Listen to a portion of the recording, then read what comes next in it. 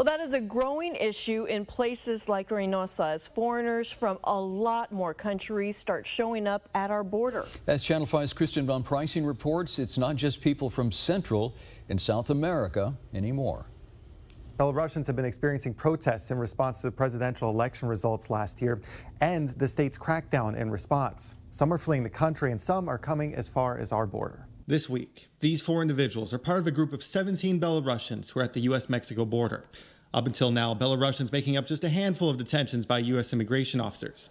The reason? Contested elections, demonstrations since 2020, and Alexander Lukashenko, the president of the former Soviet country, still in power there since 1994. On the first evening of the protest, a lot of army and police were on the streets, beating people and taking them to jails. This woman, who has since left the country herself, part of a wave of Belarusians who are now leaving their country this year, she says simply over the fear of arrest. Everyone was afraid because the logic of why the police take you to the jail, they couldn't follow any logic because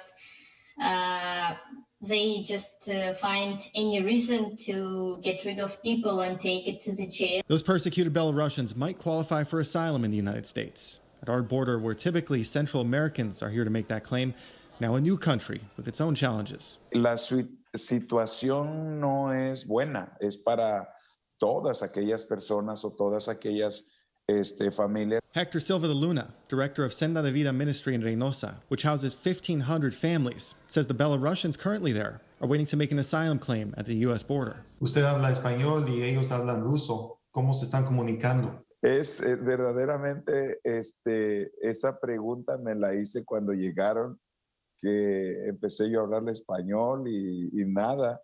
Pero fíjate que tenemos ahora sí que la tecnología nos lleva a cabo, ellos traen un traductor y por medio de ese traductor estoy aprendiendo. U.S. Customs data shows in a span of 13 years, from 2007 to 2020, just 12 Belarusians were detained at the southern border.